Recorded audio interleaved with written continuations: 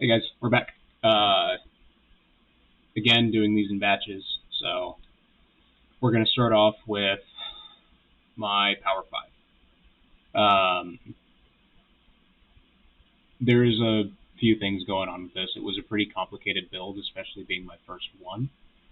Typically, I'm a lightsaber guy. Those are nice and easy. It's just a tube. You just got to make a tube, and you got to install the tube. This is not a tube. So let's get into it. This is a ArmorWorks custom DL44. That's what it started life as. Ain't no more. This is a Merr-Sonn Power 5 now. This was built using parts from the Blaster Factory, which it is all metal and resin printed parts. But they are all off vintage casts. And some of the parts are vintage, which is pretty cool. I'm not usually a big, accuracy is important, but when replicas do the trick, that's usually what I'll go with as a replica, because I don't typically like to cut up vintage stuff. But since these are pre-cut, we're all right, man. So let's get into it. On the right side of the pistol, we'll start there. So you've got these heatsink fins. I believe these were cast. These are definitely resin. I think they're switch boxes, cast off vintage parts. I did fill this one in with some extra greeblies because when I got it, it was just an empty box and it looked a little boring, so I wanted to fill it out a little bit. You do have the magazine release on this side because this was an airsoft gun and you loaded the BBs into the magazine. Moving up to the barrel, it's exactly as I got it from e-bike. But I did add the T-track and these little nubbins up here for the front sight, and those are, again, Field Marshal parts. Up on the top of the blaster, you have a pontoon greebly underneath the reed scope, which I believe was a mic input or output or what. It's a mic plug, and a bit of foam cord, which Star Wars was a multi-million-dollar movie on a $10 budget. So they just kind of used whatever was floating around. Phone cord, good to go. On the left side of the blaster, pretty much the same. You've got your heat sinks right there. You've got an Imperial code disc, which this is an aluminum part, and you've got these spikes down here, which are kind of neat. And I've also got some holes, kind of see them there, for sound ventilation. Onto the functionality of the blaster. This is a converted con-safe, non-firing, etc., blaster.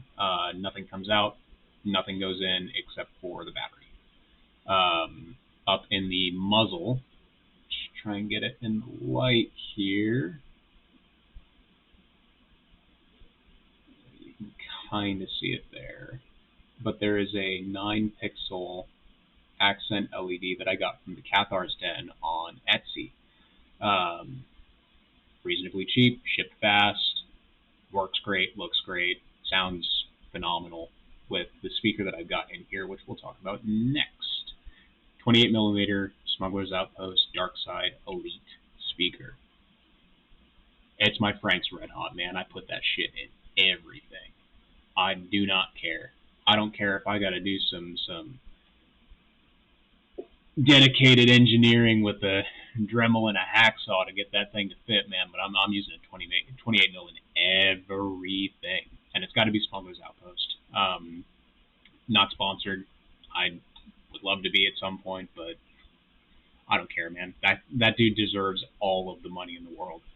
Those speakers are outstanding. They are so loud, so bassy, so good, crispy.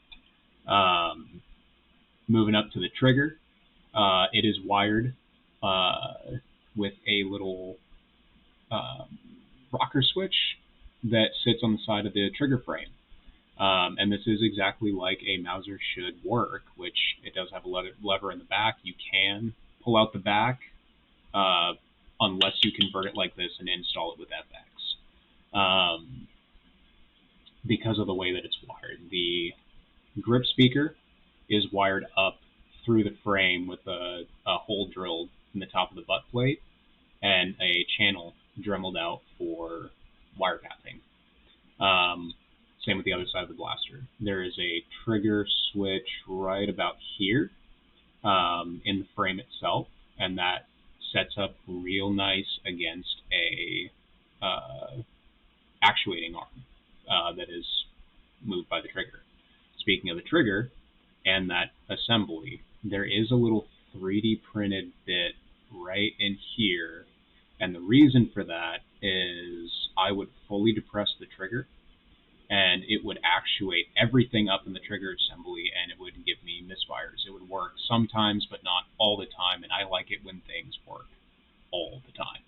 I don't want something that misfires. So I was playing around with it, and I got it set up in such a way that it actuates the trigger, actuates the arm, but not enough to actuate the entire rest of the assembly.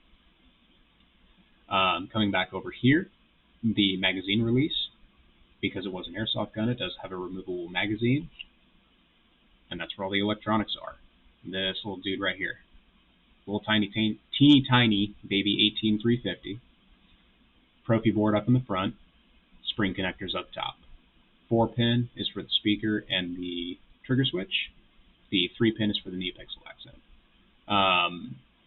Not a whole lot going on with this, pretty basic. I do want to give a quick disclaimer on it. I did not realize it when I was putting this all together, but this is pretty similar to what SabersForever does. I will link their channel in the description down below just to give them a shout out, and it's well deserved. I didn't realize that they were doing blasters at the time. When I was doing some research on this, I got everything modeled, I got everything printed, ready to go, and I was looking for blaster sound files. And I found SabersForever because they have a whole blaster prop and... Jack. Cats.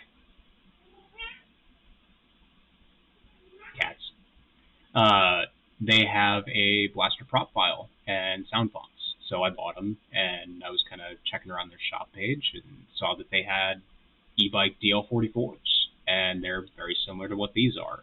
And their design is very similar to what I did. So I did kind of go back and remake this a little bit to make it a little bit more mine.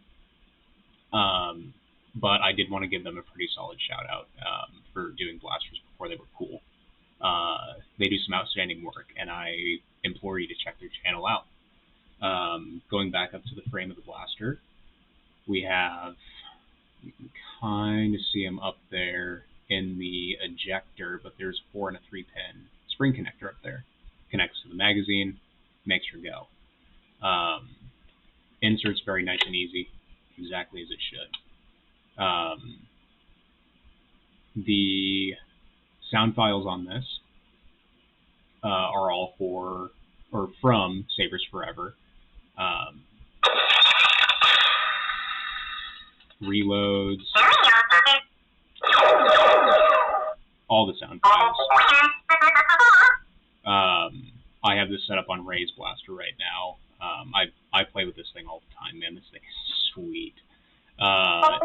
But that being said, try and get her back to what I usually have it set on, which is Han's heavy blaster. This is a rebellion. He doesn't seem to take a hit. GLT 1983. I don't believe it. So many good That's fonts. clone force. Bulky religions and ancient weapons are a match for a good blaster at your side, kid. So I do have all the fonts on here, mostly just to have them. I like fonts; they're cool. But trigger, actuates, makes the LED go. Really nice flash. And again, this is SabersForever's config file and everything. I didn't do much of the programming on this. I did edit a few things, but not too much. The only functionality that it still has from its airsoft days, the hammer does cock back, does actuate when you shoot, and the safety works. Which, if you watched my introductory video, you will know exactly how well it works. Because I always leave it on safe because, of course, I have it. But that is my Power 5. I will be doing another couple of these in the future. I actually want to pick up a handful of, not the DL44 model, but I believe it's the WeTech M712, I think is the right model number for what the e-bike custom is. So I'm going to pick up a couple of those and do some other DL44 blasters. I want to do the Hero Prop, Greedo Killer, the Bespin Luke, Bespin Han, Hoth Han, Return of the Jedi Han. Give me all of the DL44s. I'm also going to do a couple more Power 5s just for my own amusement, I guess, my own frustration. But that is it for that guy.